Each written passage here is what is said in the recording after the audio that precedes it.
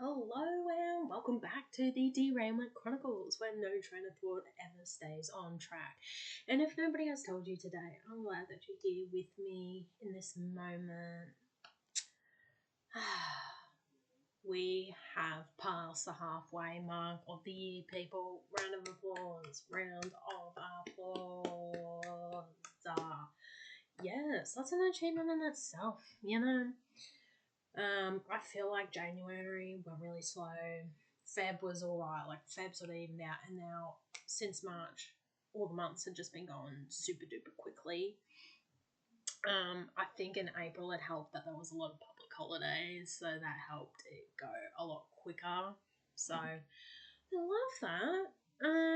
What has been happening with me? A little update. So we've been, still sticking to the workout plan, still sticking to the health. And I finally hit 30 VO2 max, which was my goal for the year, because when I started this back in January, like I really committed to it in Jan, it had taken me like from October to December just to get up like one VO2 level, if you will. So from like 26 to 27. So I was like, oh, this might actually like take a fair while for me to get to 30.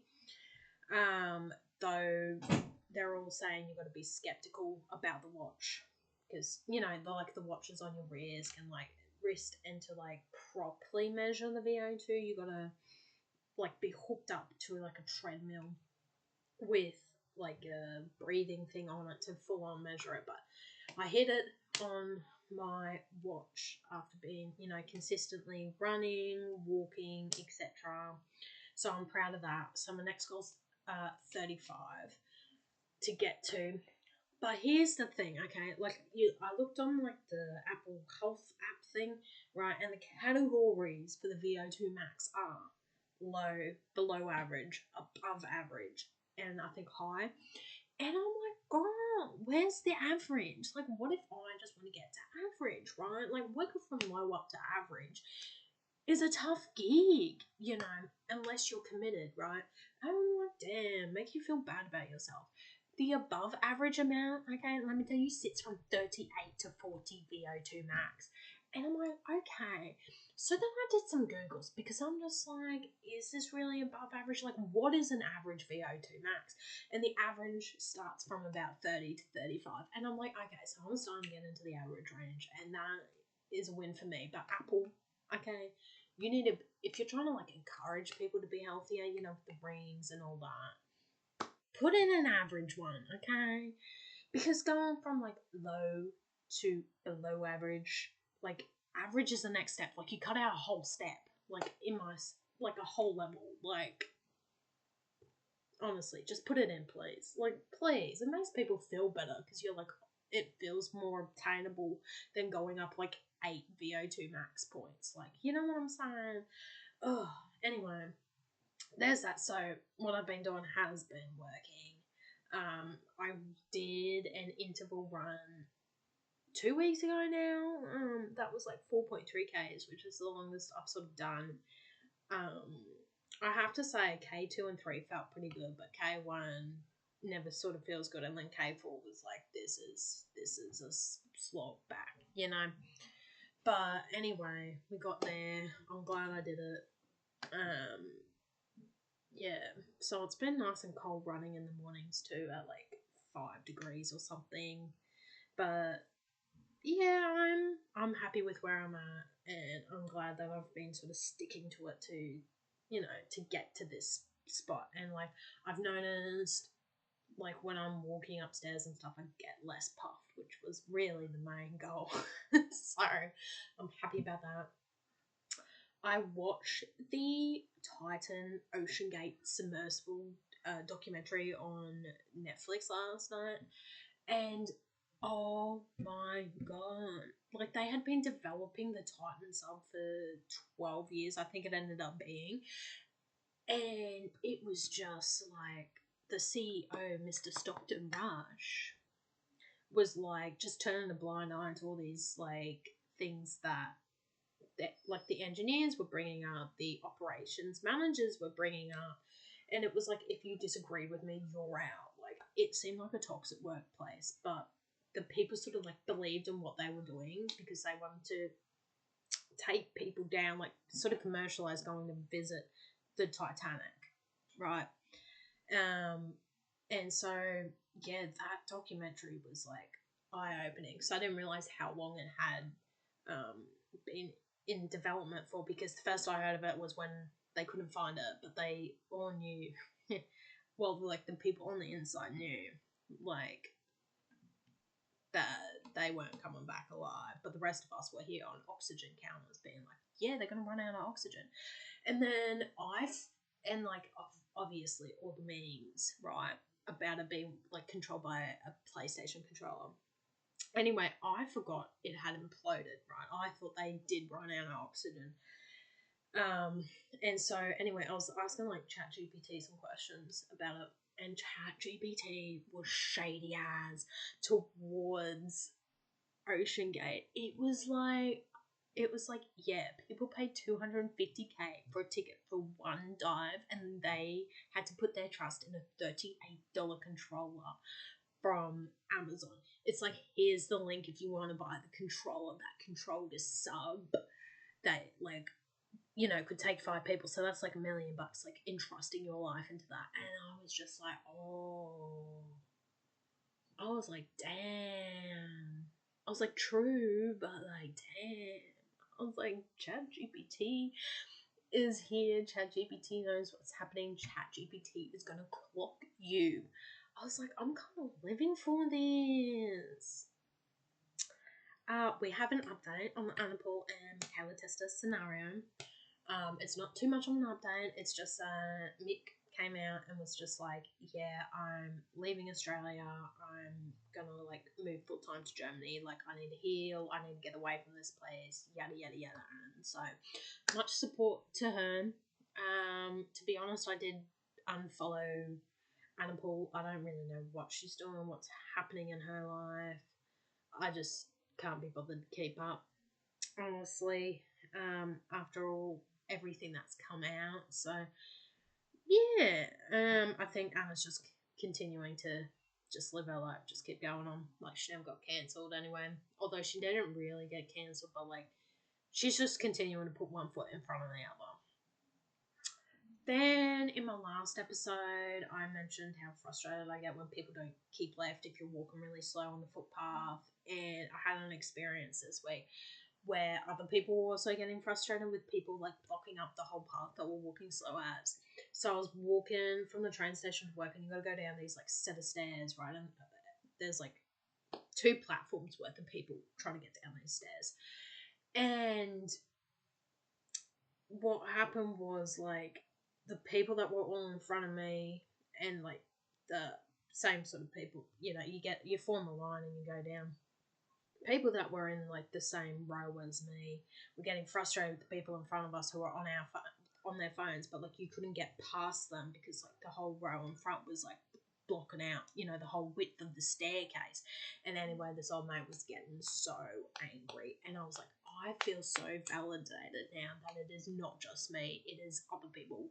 But like, honestly, don't block a whole path, okay? Just don't. It's just rude. I've also tried box mac and cheese for the first time. I didn't expect it to be good. We got it as like a gift in our like groceries, because if you do like a big enough grocery order, sometimes when like Coles has excess or wants to get rid of something, they'll just put it in groceries for you to try out. And I tried it, and I didn't expect it to be good, but it was like worse than I thought it was going to be. And then I tried to jazz it up. I was like, all right, I want like a bit of a smoky one, like a bit of a paprika, a bit of onion powder, bit of garlic, bit of peps, and it made it worse. So definitely won't be buying it. Look, if you love it, you love it, but it just wasn't for me. Yeah, that's all that's like really been happening at the moment. Yeah, not too much. but we're on track.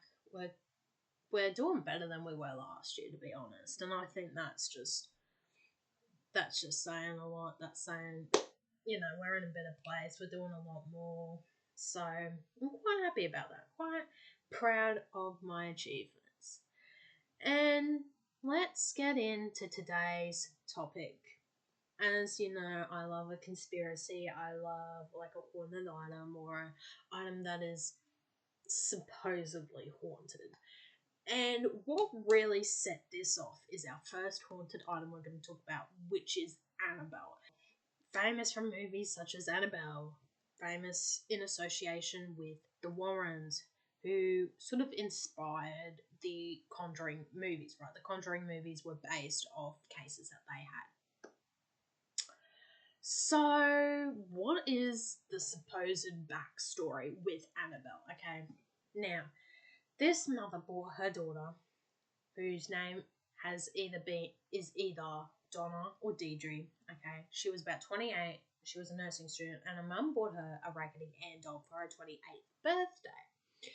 At this time, as a nursing student, okay, she in the 1970s was, had a roommate, right? Classic. Her roommate's name was Angie, and their apartment complex was in Hartford, Connecticut. Okay, and at first the doll, she put the doll on the couch or whatever. She loved the doll, right? At first it was just like a regular doll, would sit there, wouldn't move, whatnot. But then things started to turn, right? So she would leave the doll in the living room, but she'd come home and the doll would be in her bedroom, or the position would be changed, or her arms would be crossed. She would find it not how she left it. And one day, Donna's boyfriend, Lou, was in the apartment by himself, right, and heard these rumblings, heard something going on in Miss Donna's room. So he goes to investigate because he was alone in the apartment, right? And so he finds the Annabelle doll face down on the floor. And then all of a sudden she was face up. She started attacking him, like scratches came across his chest. It was weird. They faded within 48 hours, but he was just like, I don't know, like I was touched by something. I didn't see what was coming, but like whatever presence is inside this Annabelle doll was like attacking me, right?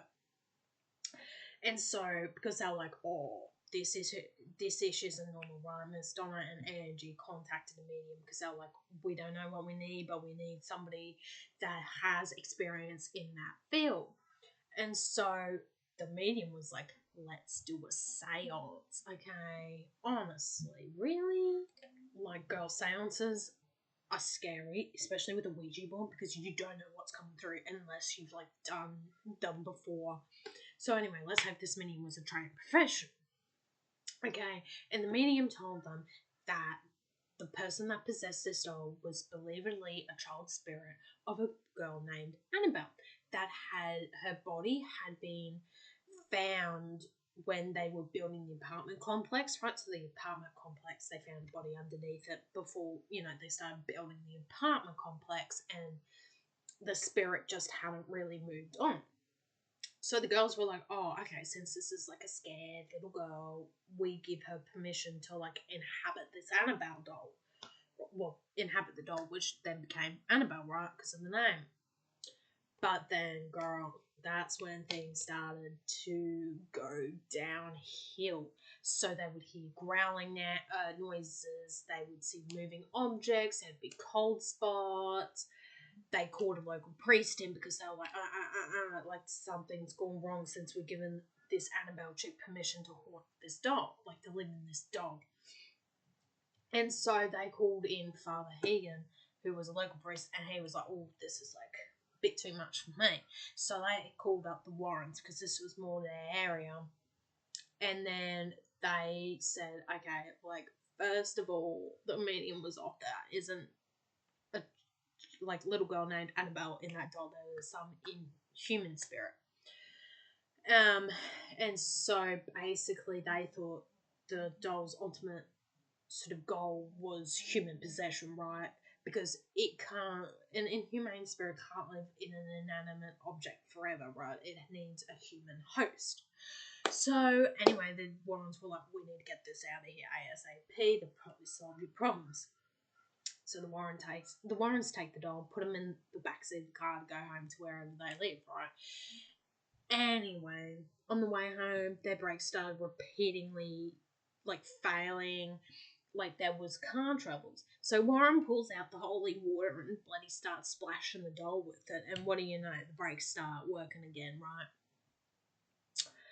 Anyway, they realise that, you know, something real inhuman's in this doll. So they built, okay, and if you have seen pictures of Annabelle at their, like, the Warrens Occult Museum, you will know it's like this little wooden house, right? It's got like a little roof, and it's got a glass front door so you can see the doll, but the doll's sitting on a little seat in it. And within that, it has the Lord's Prayer and St. Michael's Prayer inscribed on it to keep this evil spirit within it, and it's regularly blessed by a priest to also keep it in it.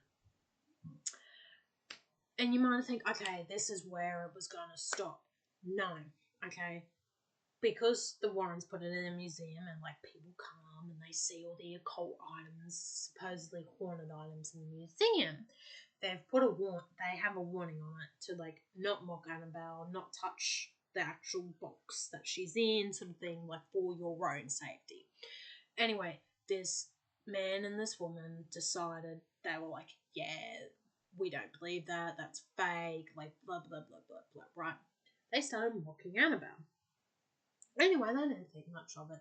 And then they're on the motorbike, him and his girlfriend going home.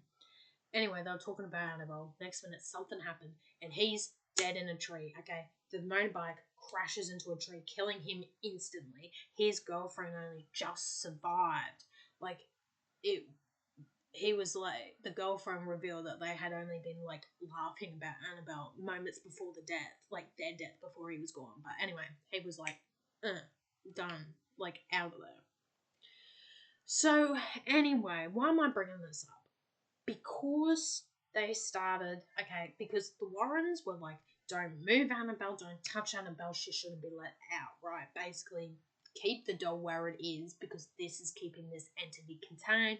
If this entity gets out, it's going to be absolute and utter chaos. Well, they decided to take Annabelle out of her cage, put her in a transportable cage for this Devil on the Run tour. And people are like, oh, no. Like, the Warrens said not to do it, blah, blah, blah, blah, blah. So, the Devil on the Run tour, it's had several strange events. Now, these haven't been officially linked to it. Okay, this is where the sort of conspiracy part comes into it. But there's just a lot of coincidental things that have happened where it's like, surely, like, if Annabelle has that much power, she could 100% be behind it. So, one particular incident occurred in Louisiana, where there was this historic plantation house that burnt down like the day or two after the tour passed the area. Look, it like literally burnt down in flames, and look, there wasn't any official link, as I said, but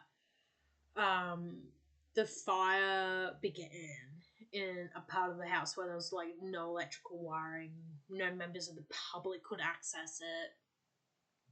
But some people have claimed that they did see a woman in white there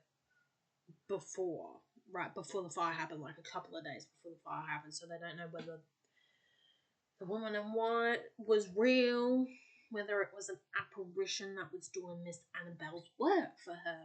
We don't know, but it was just a bit weird. Then 10 inmates escaped at New Orleans prison, but like the prison was only like 20 minutes away from where like the Annabelle tour viewing thing was happening.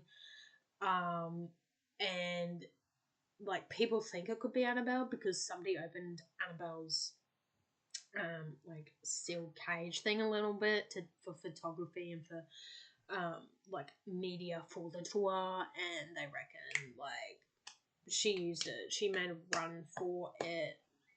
So there was that. But Tony Spera, who's like basically running the Warrens Museum now, he was basically saying, look, it's just, there's no official link. It is a bit unsettling and coincidental, but honestly, it was like starting to go crazy. Like every place she went, something chaotic would happen, right?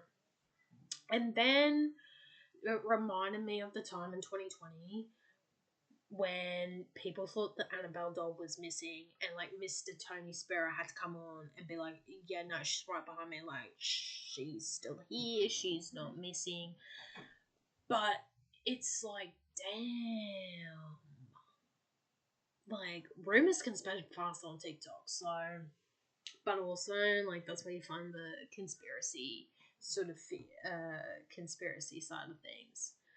So yeah, so Miss Annabelle, she's still on tour. Haven't heard any more chaotic things happening. So if it was really her, really not, I don't know. But I do believe she has some sort of like chaotic evil energy in there. And so I'm choosing to believe that she might have had something to do with it, especially because she's being moved, and like those sort of things don't happen on the daily, right? Like it's just a bit too coincidental for my liking. But then, so like the story of Annabelle got me thinking, like, what other haunted items are there in the world? And there are plenty. The next haunted item is a book box, which comes from the Jewish religion. And a book was basically an inhumane demonic spirit that wants to possess humans. And if you are possessed by a book, you can't be cured unless you exercise it and send it back to its point of origin. So the book box, okay, was it started with Kevin Manners, who owned and ran an antique shop, and he was out scouring things for this shop, and he goes to this Holocaust survivors estate sale. Fortunately, she had passed, but she had this wine cabinet that they were selling, and Kevin was like, I really like this, and so he went to buy it. And the granddaughter of the estate said, don't open it. Okay, grandma said to never open it, kind of thing. And Kevin was like, yeah, okay. Kevin was like, yeah, that's just an old granny that was concerned about something, like little Jewish skepticism. Like, yeah, he didn't really necessarily believe it, okay? And so he took it back to his place and back to the antique shop, and he, of course, opened it. And when he opened it, he found two 1920s pennies and a lock of hair that was bound with cord, and it had a small statue engraved with the Hebrew word shalom. Then there was a gold wine goblet, a dried rosebud, and a single card holder with octopus-shaped legs, right? So basically, Kevin was like, yeah, these just must be keepsakes or something. There's like no real reason for them to be in this wine cabinet. So anyway, he brought it back, took it to his house. He starts having nightmares, okay? And it's like the same nightmare with this like old hag, like trying to like kill him, etc. And he was like, okay, enough's enough. And so he thought it'd be a really good gift for his mother.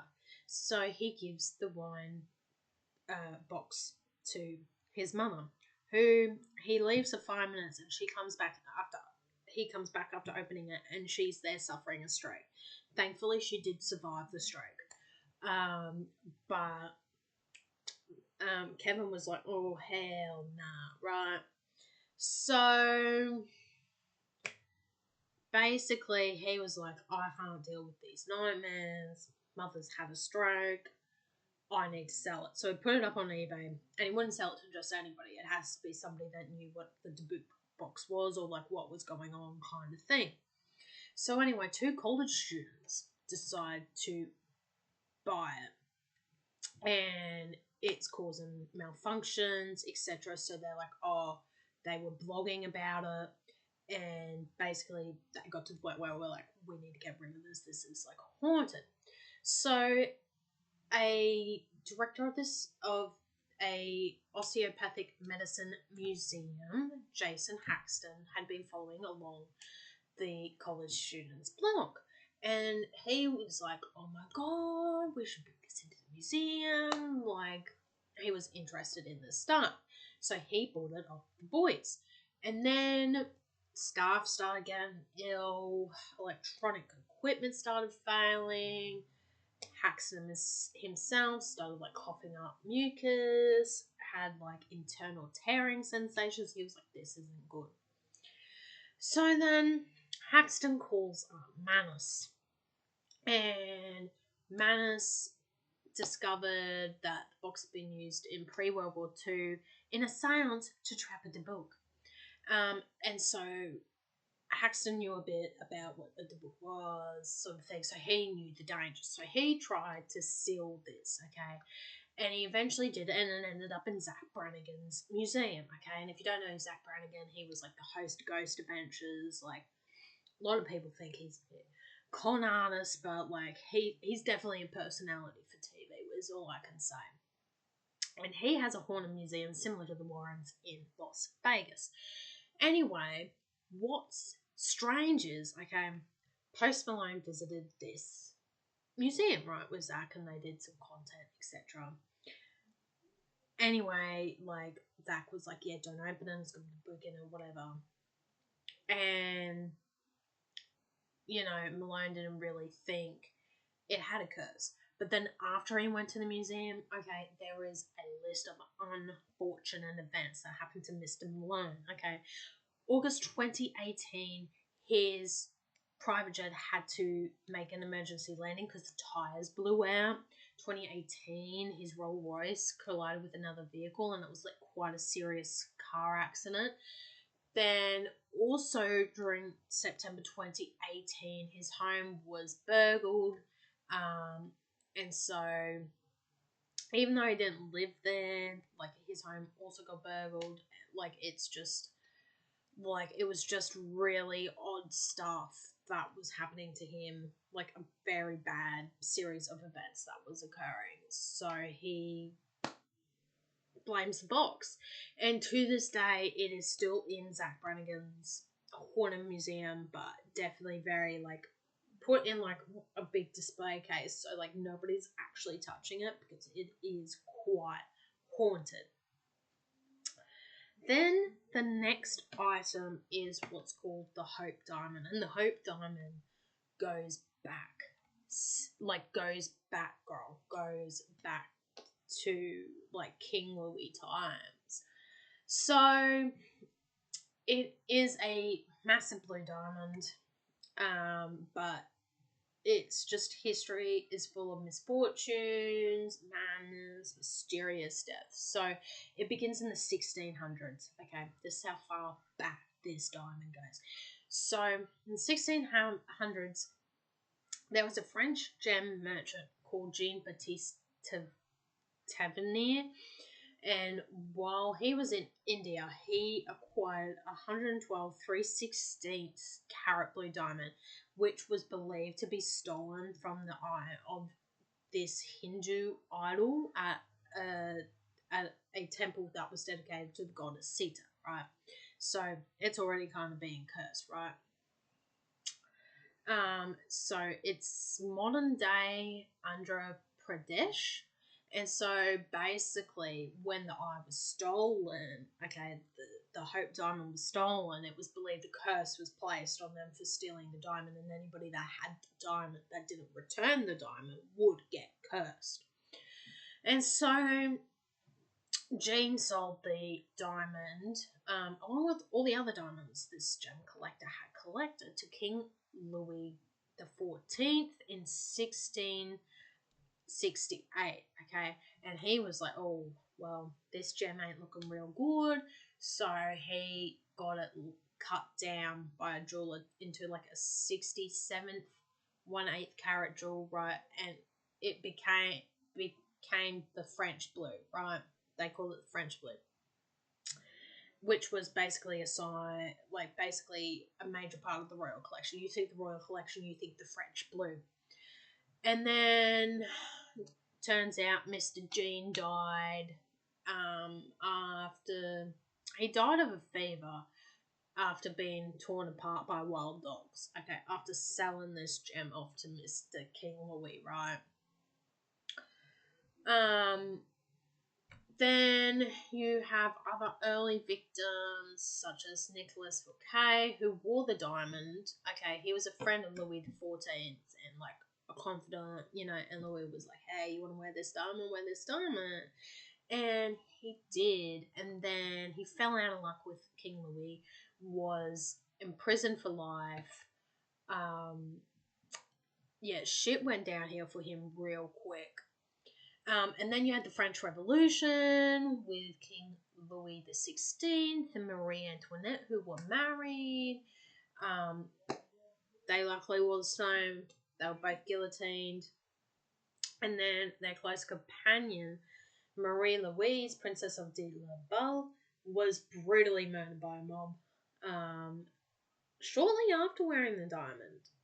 That isn't necessarily 100% confirmed, but it was just too close in the timeline from her wearing the diamond to her getting killed by a mob for them to be like, maybe this has no connection, you know.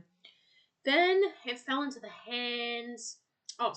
Then the diamond was stolen in 1792 during week-long looting of the French castle, and it vanishes for decades until 1812 when it comes up again, okay, which is pretty close to the French Revolution statute of limitations, okay. So then that falls into the hands of Willem Falls, who was a Dutch jeweler, who then, once again, recut it into a 45 carat diamond, which is what, if you Google, you will see the photo of today. And then Falls was murdered by his own son, who then unfortunately ended his own life. And then the stone disappeared for decades, okay? She went under again. She took some lives, and she was like, I'm going to hide out for a couple of decades.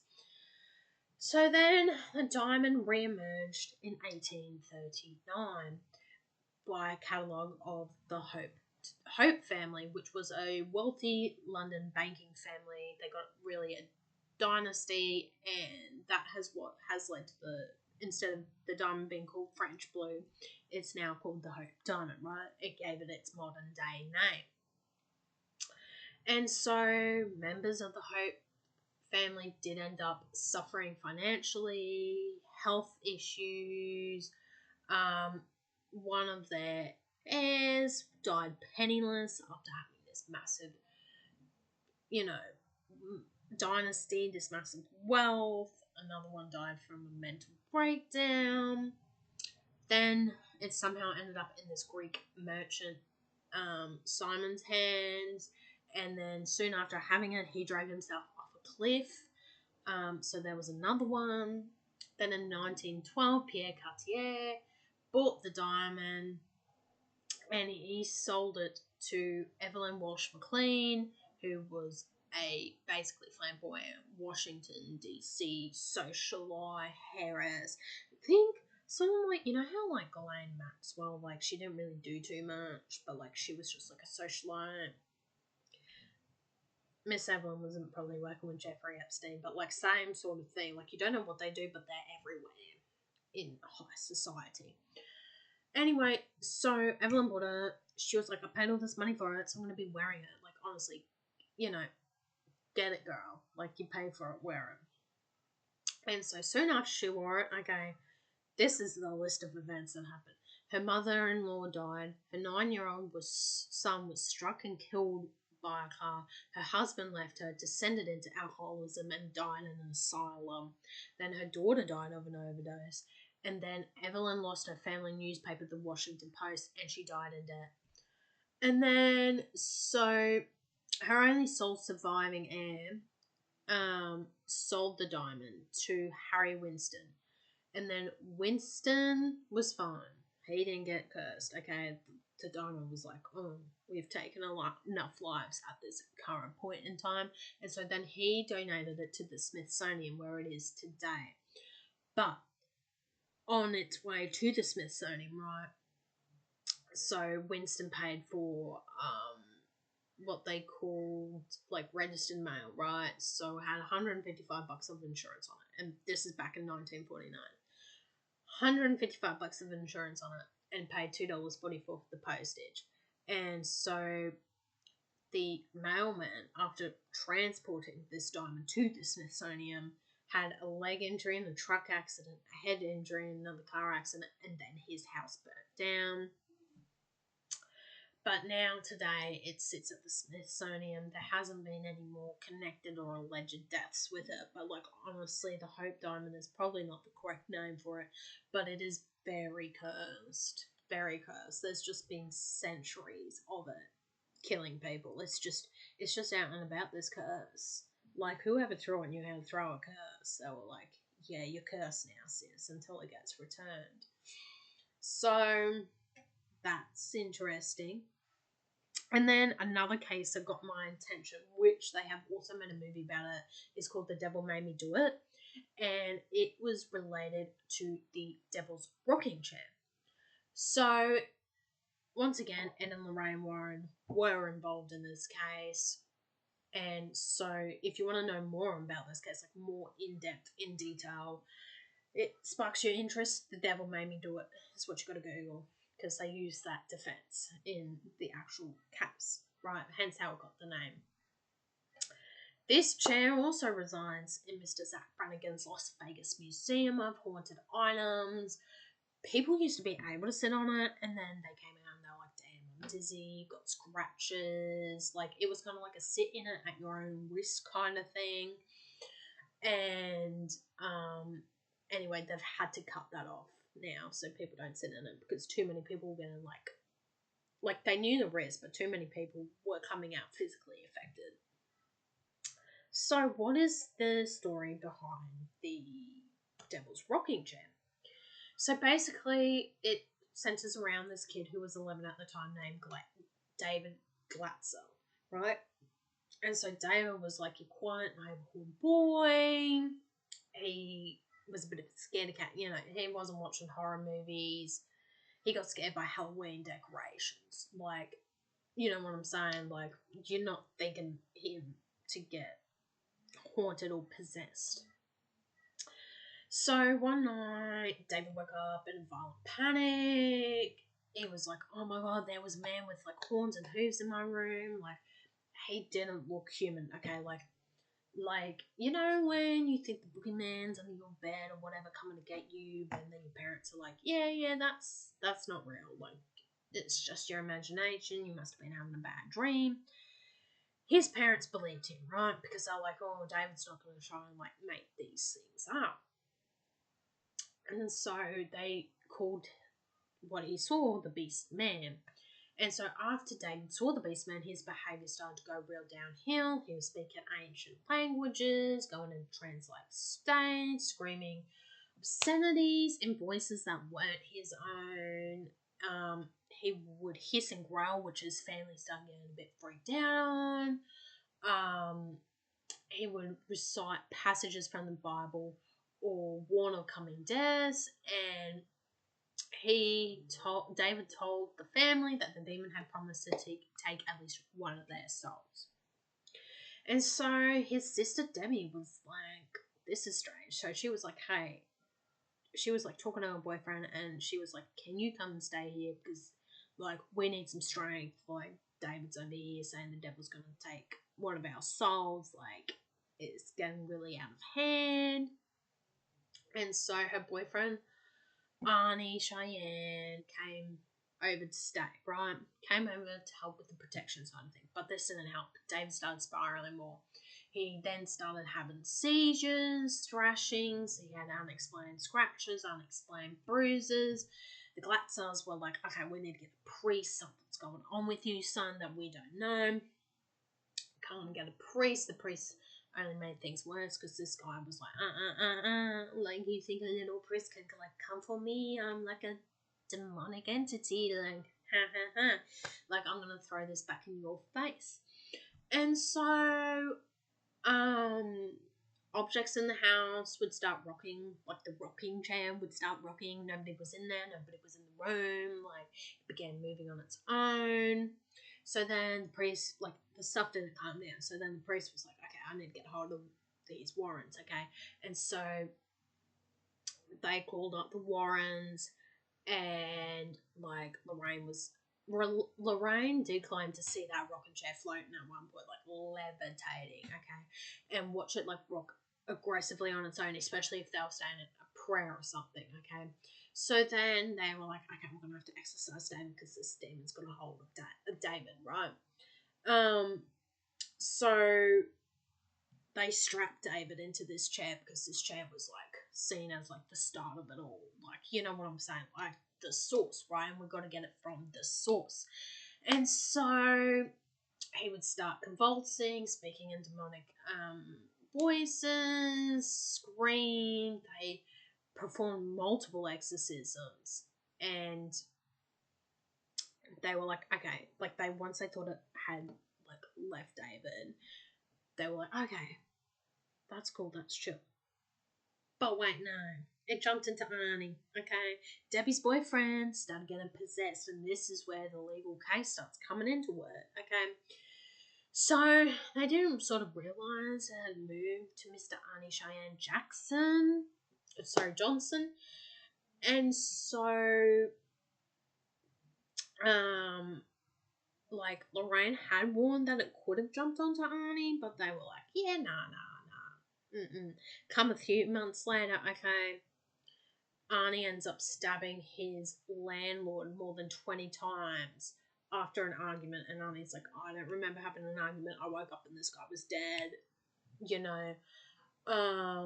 And so, you know, obviously they had to go to court, and Arnie was like, yeah, the devil made me do it. Okay, like, that was his defense. The court rejected it. Obviously, Arnie was sentenced to, a 10 to 20 year sentence, but he only served 5 for good behaviour. And then he and Debbie marry shortly after his release. But despite everything, the rocking chair at the Glatzel house keeps rocking. And anyway, people would just come and sit in the chair because they're like, it's a chair, you know, when it wasn't moving. And then they would have, like, sudden back pains, intense nightmares. They'd have to go to hospitals, you know, for unexplained spinal issues. And then the Glatzels were like, oh my god, this chair needs to get out of our house. Like, we need it out, like, ASAP. Which I was surprised they didn't do after, like, David got depossessed. I would have got rid of that chair. But anyway, the chair's now at Zach Brannigan. So they were sort of the main haunted objects that, like, a lot of sites were talking about. There's obviously a lot more out there that have been claimed to be haunted, but these were just, like, the most prominent ones. But another question I asked was like, I did ask ChatGPT to, like, collate stuff. Was like, why can't they just burn the objects? But then if you burn the objects, the spirit attached to the objects has to jump to another object. You know what I'm saying? So it doesn't kill or, like, get rid of the inhumane entity attached to the object. So it's better to keep it attached to the object so you know where it is. So I found that really interesting. Speaking of scary things, we're leading right into our next topic, and that is the Appalachian Mountains, okay? And I don't know if you've also taken a deep dive on Appalachian Mountains on TikTok, but there are some rules, okay? And a lot of videos have said this. There are rules when you are in the Appalachian Mountains, okay? And they are as follows. 1, if you hear something, no you didn't. If you see something, No, you didn't. Don't whistle in the woods, otherwise it starts summoning the spirits. And don't respond to somebody calling your name, because it isn't something humane that is calling it. And when I came across that video, I was like, whoa, hang on, what? Appalachian Mountains, what? Anyway, so I started a little bit of a deep dive into sort of the horror stories that happen, that people were telling on the TikToks about the Appalachian Mountains. So, the Appalachian Mountains area, right, it stretches across the eastern spine of North America, and they are one of the oldest, most storied mountain ranges from around the world. Okay, it was formed approximately over 480 million years ago, and these ancient peaks run for about 3.2 kilometers from misty highlands of Newfoundland, Canada, all the way down to the sun-baked hills of Miss Alabama. And so it is a long path, right? People go on treks through them, like overnight, well, multiple day treks, etc. Like it's a thing to walk the whole Appalachian Trail.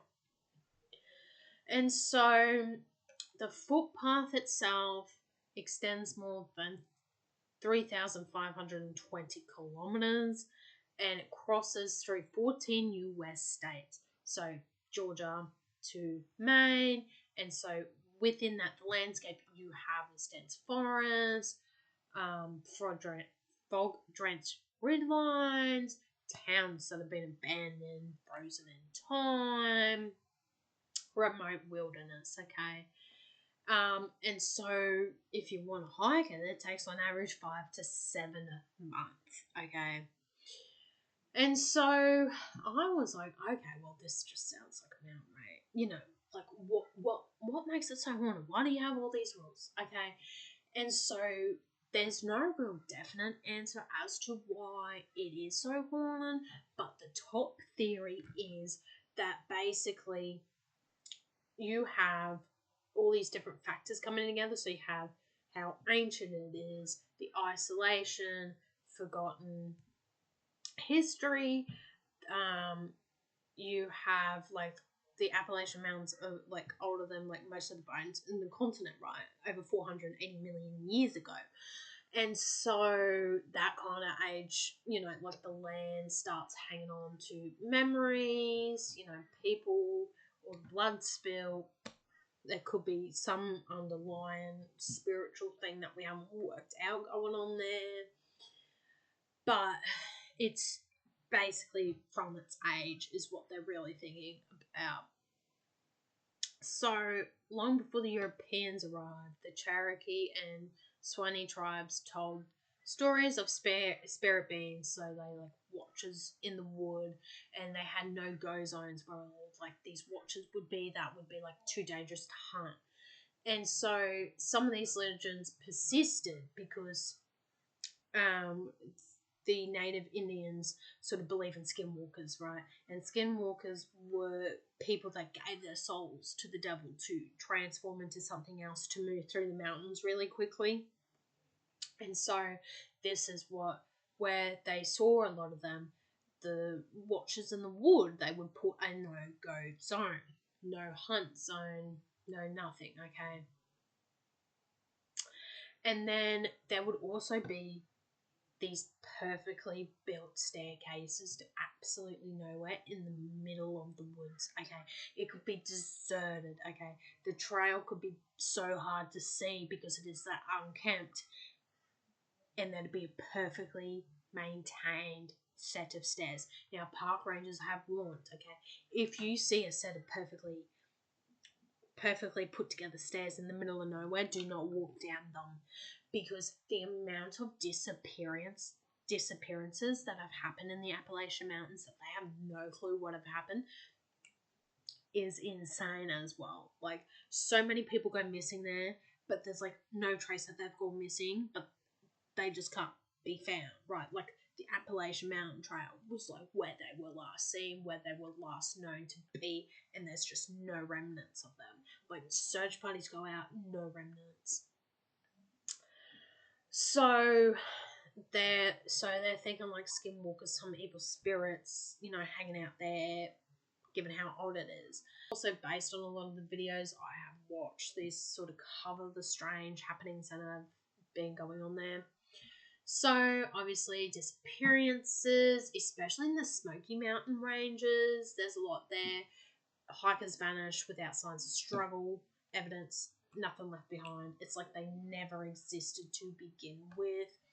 There's untraceable sounds, a lot of TikToks, like people that live in Appalachia get like trail cams or like cams outside the house, and they're just sitting there recording people knocking on their door, and they can see like a shadow figure, but it's like they know it's not a human shadow figure, and it just keeps knocking and knocking.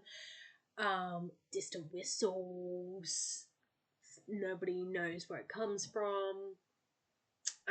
There's also ancient burial mounds. So around there, visitors report feeling sick, overcome with dread. They could be like thousands of years old. Once again, the intact staircases that park rangers warn to never go down. They reckon there is also feral humans or like inbred people that live there that like have refused contact with the outside world, but they like live deep in the Appalachian Mountains, like off-grid people. Obviously, we know from history that inbreeding leads to a lot of diseases, etc., and a lot of people just not being 100% there. Some screws are loose, multiple screws are loose. And then you also have abandoned towns. There's a lot of strange things happening in the Appalachian Mountains. So if you're ever there and you hear like a little knock, knock, knock, or somebody like yelling out your name that isn't in your hiking party, girl, don't respond. Okay, otherwise you might vanish without a trace.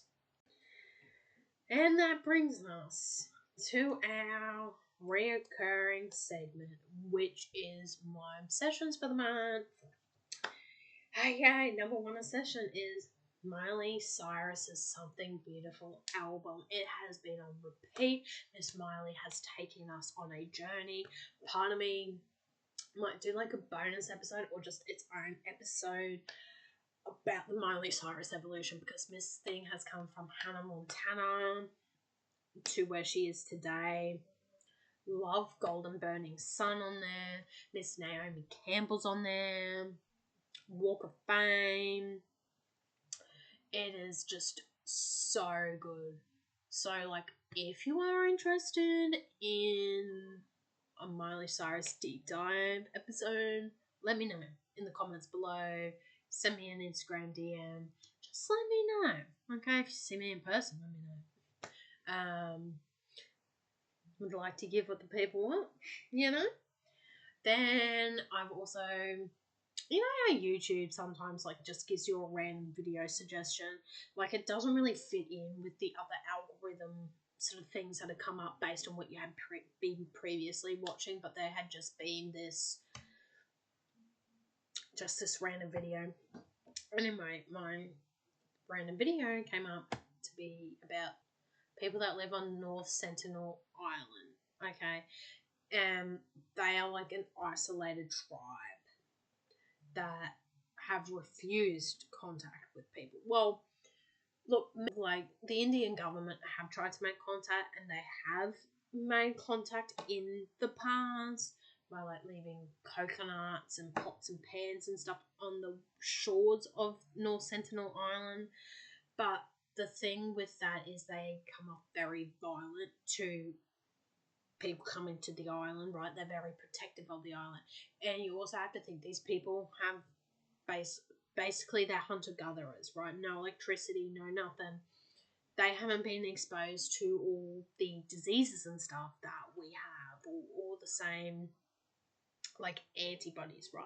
So going there, like if I was to go there today, like it's a forbidden island, like the Indian Navy stops you from going, because it's to protect their biodiversity and to protect them, because like we bring diseases that could wipe out half of their tribe, right? And it's like an isolated tribe, like they don't really have medical care, right?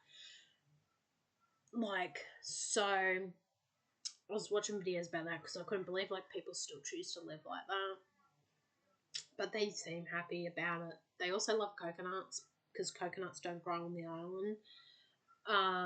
But this Christian missionary in 2018 got to the island, got 2 fishermen to illegally take him to the island, and then this man was killed because he was trying to spread the word of God to these people, because they were like, oh, he was like, this is a place that God hasn't touched. I need to spread the word of God, like, God, give me a sign.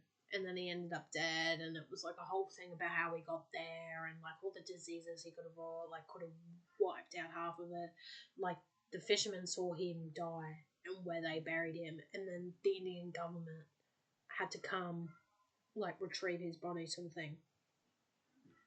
So yeah, that's been interesting. Then there's always a food in this, like potatoes. Like, we love potatoes. And I had been trying to eat foods with less additives in it. So I downloaded this free app called Yuka, Y-U-K-A. And you can scan your food, like, barcode in there. And then it will give you a rating on, like, how many additives are there. Is it high in sodium? Is it high in fat? Like, all those sorts of details. Not calorie-wise, but just, like, how processed is she? And so I was really craving some chips. I really was. And I was like looking at the veggie chips, and I was just like, maybe like the veggie chips could be at vibes. And I scanned them, and they got a really poor rating on Yuka. They had a lot of additives, a lot of preservatives in them, sort of thing. And I was like, ooh. Anyway, so they give you recommendations of what got less additives into it, and it's a brand called Simply Potato Chips, and they were just like sea salt and pepper, but oh my god, they were so good. I still haven't stopped thinking about them. They were fabulous, and they got a good rating. Like, they got like a 75 out of 100, which is quite high on the Yuka app. And I was just like, damn. And they come in this like gold foil packet, and anyway, they are absolutely delicious. So if you ever see them, try them, get some. They were delicious. Then I've also been obsessed with Trixie and Katia clips. The ones like the funeral clips where like Trixie was like, oh, if you go to my funeral, like, this is what I want you to do. And she goes like, you'll be up at the podium, and you go, she ate. And then Katia was like, oh, I would go, honestly, work. And it's just so funny how they say it. But then they also have one with a clip from called Christian Airlines. That is hilarious, because she goes in this like southern accent. If we start experiencing plane trouble, sip on a Capri Sun and know that this is God's plan. And then Katia starts howling with laughter, and it just makes it funnier than what the joke actually was. But like, the joke was funny to begin with, right? And oh, it's just so good. And then I've also been listening to Fleetwood Mac Rumours album, and I was listening to a podcast about it yesterday, because so on the TikTok, this woman came up called Frizz, and she was like, I want to listen to an album every day this year. Please comment your albums. And she's kept this big spreadsheet and created this playlist where all the greatest albums ever are in, right, from people's suggestions. She's contemplating this like really big list of all these albums for all different genres, whatever. And so she's, listening to one a day. But she also has a podcast with this other guy named Ben called Rhythm and Rocks, and they drink whiskey and they review, they listen to albums, and one of them was Fleetwood Mac Rumours. And I don't know, like, it's just something about Fleetwood Mac. Like, in an arvo, when your energy's low, that just bumps you up. But I listened to Gold Dust Woman for the first time the other day, and I was like, oh my god, this is underrated as, this is a great song. Anyway, so Rumours is like one of their most famous albums, and so the podcast episode, Rhythm on the Rocks, was about the Rumours album, and so Gold Dust Woman was their most underrated one, but I listened to the album full, right? I didn't put like it on shuffle. I listened from first to the end, which I don't usually do. Usually it's like, oh, I like one or two songs out of here, can't be bothered to listen to the rest. And I was like, oh my god, it is good. Like, it was just so good. So Miley and Fleetwood Mac have just honestly been on repeat, and I'm not even mad about it, you know? So yeah, give it a listen. If you will, Miss Stevie Nicks. We love Miss Stevie Nicks. She's vibes. And with that, that's it for today's episode. I hope you enjoyed the chaos. Hope you learnt something. And if you're not already, follow us on Spotify, YouTube, Apple, and most importantly, Instagram if you'd like to interact with me. You'll find when new episodes are coming out, you'll find little clip bits, little tidbits on the Instagram at the Derailment Chronicles. We are at the Derailment Chronicles on Apple and YouTube and Spotify, so just type that into the search bar. And remember, life's unhinged, so you may as well be too. Stay chaotic out there.